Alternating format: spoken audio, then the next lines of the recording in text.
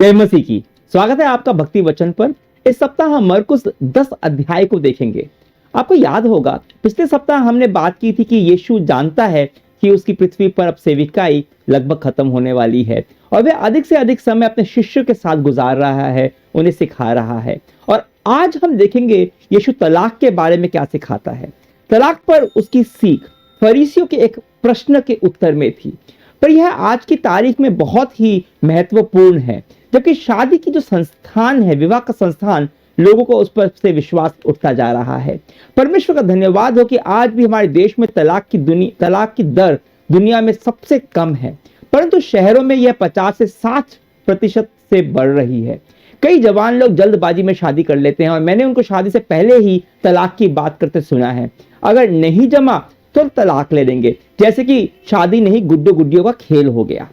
Bible शादी और तलाक के बारे में बहुत कुछ सिखाती है, इसलिए केवल एक ही अंक से पढ़कर इस जटिल विषय पर कोई राय कायम करना सही नहीं है, क्योंकि नैतिक दृष्टि से क्या सही है और क्या गलत, इसका निर्णय हम केवल एक ही आयत या अंश के आधार पर नहीं कर सकते। इसलिए हम आज के इस कड़ी में किसी निर्णय पर नहीं पहुंचेंगे, क्योंकि यह भक्ति वचन का उद्देश्य नहीं है।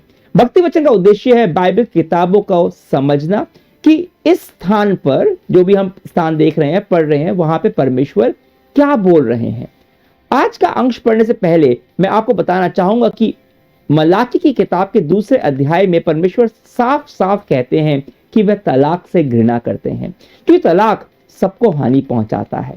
पर यह भी याद रखना जरूरी है कि परमेश्वर एक क्षमा करने वाले परमेश्वर हैं, दया दिखाने वाले अनुग्रही परमेश्वर हैं।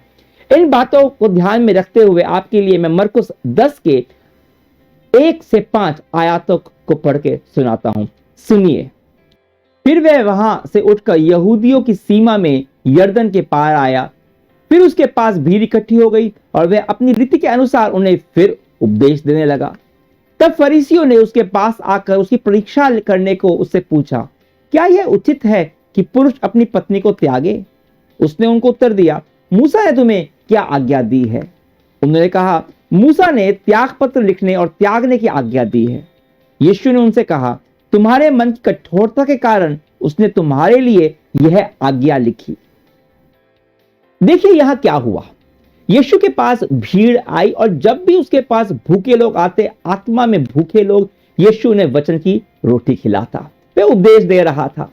अब भीड़ उन्हीं रबी या गुरु के पास आया करती थी जो लोकप्रिय हुआ करते थे, और यीशु तो बहुत ही लोकप्रिय हो गए थे। तो जो फरीसी थे वो उनसे जल भून रहे थे और उन्होंने सोचा क्यों ना सबके सामने यीशु को घेरा जाए, उसकी परीक्षा ली जाए। और उन्होंने पूछा, क्या यह उचित है कि पुरुष अपनी पत्नी को त्यागे? अब यह सवाल सुनने में जितना आसान सरल लगता है उतना है नहीं। यह यीशु को फंसाने की साजिश थी। इसके लिए थोड़ा सा परिप्रेक्ष्य जानना समझना जरूरी है। यहूदियों के हिसाब से उन दिनों अपनी पत्नी को तलाक देना कुछ गलत नहीं था। पहले मैं आपको बता दूं कि तलाक देने का अधिकार केवल पुरुषों को था, महिलाओं को नहीं। तो यहूदियों के हिसाब से पत्नी को त्यागना या तलाक देने में कोई गलती नहीं थी, पर इस बात में मतभेद था कि तलाक देने का उचित कारण क्या है। इस बारे में दो मत थे, एक था शमाई का मत और दूसरा था हिलेल का मत। ये दोनों रबी थे, यानी यहूदी गुरु। शमाई का कहना था कि केवल अगर पत्नी व्यभिचारी हो तो उसे तलाक दे सकते हैं, पर हिलेल का कहना था कि किसी भी वजह से पत्नी को आप तलाक दे सकते हैं, उसे त्याग सकते हैं। अगर आपको उसका खाना पसंद नहीं आया, खाने में नमक ज्यादा पड़ गया, अगर कोई दूसरी स्त्री अगर आपको ज्यादा भाग गई, तो आप अपनी पत्नी को तलाक दे सकते हैं। और यह यहूदी पुरुष को बहुत पसंद आता था। आने की बात भी है, आता भी होगा। तो जो प्रश्न ये फरीसी पूछ रहे थे वो लोग खुद इसको लेकर स्पष्ट नहीं थे। तो जब भी यीशु को फंसाने के लिए कोई प्रश्न पूछता तो यीशु पलटकर प्रश्न पूछते, और उन्होंने यही किया। पूछा, मूसा ने तुम्हें क्या आज्ञा दी है? और यीशु इसे पूरा का पूरा उलट देते। देखिए, फरीसी हर चीज को व्यवस्था मूलक तरह से देखते थे। नियम, यह कर सकते हैं, यह नहीं कर सकते, यह कर सकते हैं, यह नहीं कर सकते। तो मूसा ने क्या कहा था कि अगर व्यक्ति प्रसन्न नहीं है तो वह तलाक पत्रों को लिखकर स्त्री को दे सकता है। यह व्यवस्था विवरण में 24 आयात अध्याय के एक आयात में दिया गया है और यीशु इसे पूरा का पूरा पलट देते हैं। वे कहते हैं, तुम्हारे मन की कठोरता के कारण उसने तुम्हारे लिए यह आज्ञा लिखी। अर्थात यह कोई आज्ञा है ही नहीं, यह एक अनुमति है। अनुमति, परमेश्वर ने तुम्हारे पाप के कारण जो तुम्हारा हृदय कठोर हो गया है उसके कारण यह अनुमति दी है। अब अनुमति का अर्थ यह नहीं है कि यह सही है, सही नहीं है, फिर भी शांति बनाए रखने के लिए, व्यवस्था बनाए रखने के लिए परमेश्वर अनुमति देते हैं, पर यह परमेश्वर का हृदय नहीं है। यीशु कहते हैं, वचन को मत देखो, वचन के पीछे जो आत्मा है उसे समझो, शब्दों को मत देखो, उसके पीछे की आत्मा को, उसके पीछे जो भावना है उसे समझो। और क्या है परमेश्वर की आत्मा, क्या है परमेश्वर के हृदय, क्या है उसकी भावना।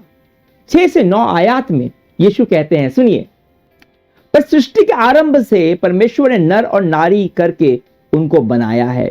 इस कारण मनुष्य अपने माता पिता से अलग होकर अपनी पत्नी के साथ रहेगा और वे दोनों एक तन होंगे। इसलिए वे अब दो नहीं पर एक तन हैं। इसलिए जिसे परमेश्वर ने जोड़ा है उसे मनुष्य अलग न करे। फरीसियों का प्रश्न दरअसल यह था कि किस दशा में तलाक उचित है।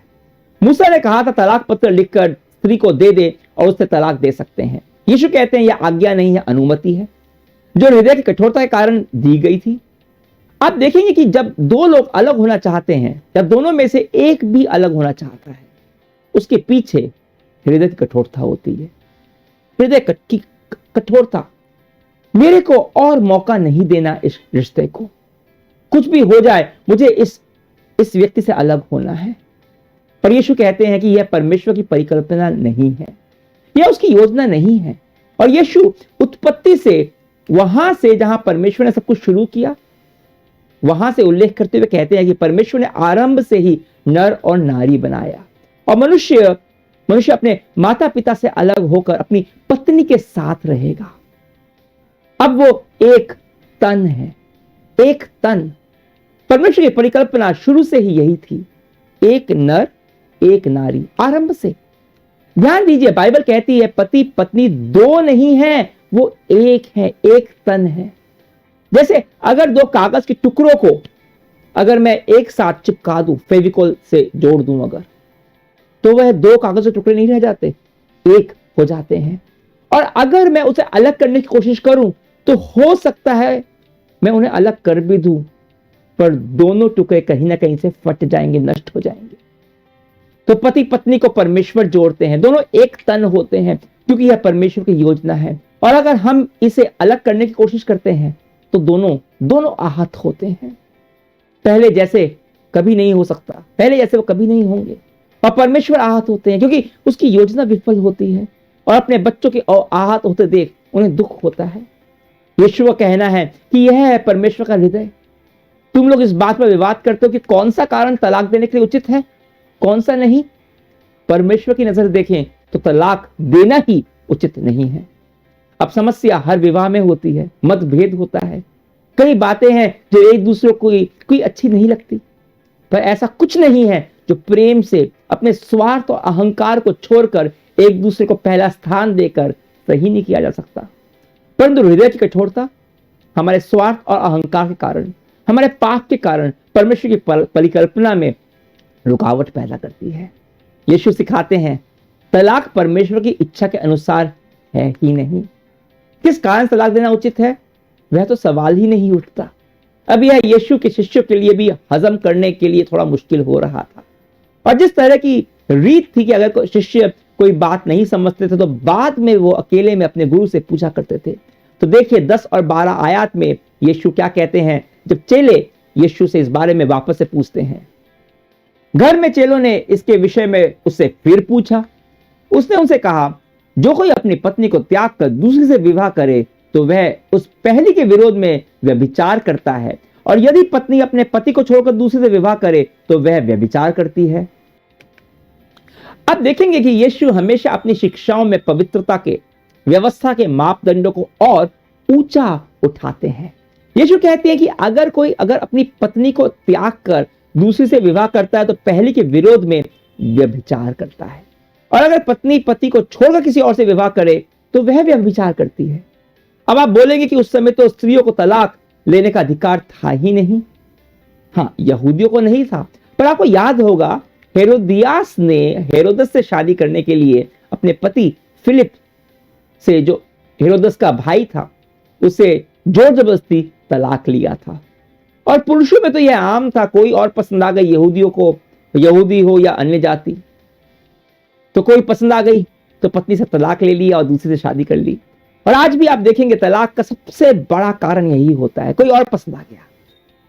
यहां आप देखेंगे कि व्यभिचार तलाक के बाद नहीं, उससे पहले ही मन में शुरू हो जाता है, क्योंकि जब आप किसी और के बारे में इस प्रकार से सोचते हो तो मन में आप व्यभिचार पहले से ही कर चुके हो।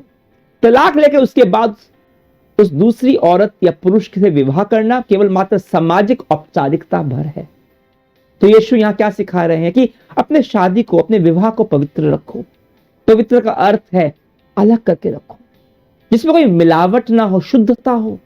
विवाह के अंदर पति की प्रेम और लालसा केवल पत्नी के लिए और पत्नी की केवल पति के लिए। किसी और की तरफ उस नजर से देखने का कोई मतलब ही नहीं है। याद रखिए, व्यभिचार पहले मन में होता है और बाद में शारीरिक होता है। तो तलाक को कई स्थितियों में परमेश्वर अनुमति देते हैं, पर याद रखिए उसका कारण परमेश्वर की इच्छा नहीं, हमारे दिल की कठोरता है। पर खत्म करने से पहले यह भी कहना चाहूंगा, हो सकता है कोई है जो मुझे सुन रहा है और हो सकता है कभी ना कभी आपने अपने विवाह की पवित्रता को भंग किया है। मैं आपसे कहना चाहूंगा कि परमेश्वर दयालु है, अनुग्रही है, और इसलिए यीशु आए हमारे पापों की सजा क्रूस पर खुद लेने के लिए, जिसलिए वह हमें क्षमा कर सके। तो अब शैतान को खुद पर दोष लगाने मत दीजिए। यीशु का क्रूस काफी है आपकी क्षमा के लिए, और उसका अनुग्रह काफी है आपकी दुर्बलता के बीच आपको पवित्र आत्मा की सामर्थ्य देने के लिए कि आप अपने विवाह में पवित्रता बरकरार रखें, आप अपने पति या पत्नी से प्रेम कर सकें, उसकी कमजोरियों को क्षमा कर सकें। हम खुद से तो नहीं कर सकते, पर परमेश्वर जब हमारे साथ है तो हम यीशु के माध्यम से वो कर सकते हैं जो परमेश्वर की इच्छा है। आप अगर विवाहित हैं तो आप दोनों के लिए परमेश्वर की एक योजना है। आइए साथ मिलकर प्रार्थना करें।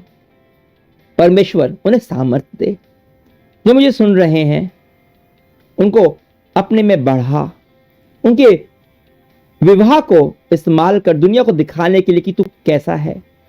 हम तेरी स्तुति करते हैं, तेरी प्रशंसा करते हैं कि तू हमारे रिश्तों, तू तेरे लिए हमारे रिश्ते मूल्यवान हैं, तो हमारे रिश्तों की परवाह करता है। और क्योंकि तू हमारे रिश्तों की परवाह करता है, हम अकेले नहीं हैं, तो हमारे रिश्तों की में काम करता है। मैं अभी उन लोगों के लिए प्रार्थना कर रहा हूं जो अकेले हैं, उनकी मदद करिए समझने में कि तू उनके साथ है। जो लोग एक जीवन साथी के लिए प्रार्थना कर रहे हैं, उनके हिसाब से एक सही साथी उन्हें दे, जिनकी जैसा कि संबंध, जैसे समस्या चल रही है वह तेरी, जहां जिनकी विवाह में समस्या चल रही है, जहां उनके विवाह में तेरी चंगाई की जरूरत है, उनके रिश्तों में चंगाई ला। सारी प्रार्थना यीशु के नाम से करते हैं, आमीन। कल हम फिर मिलेंगे और यीशु को देखेंगे छोटे बच्चों का स्वागत करते हुए। तब तक के लिए आज्ञा दीजिए। परमेश्वर की महिमा हो।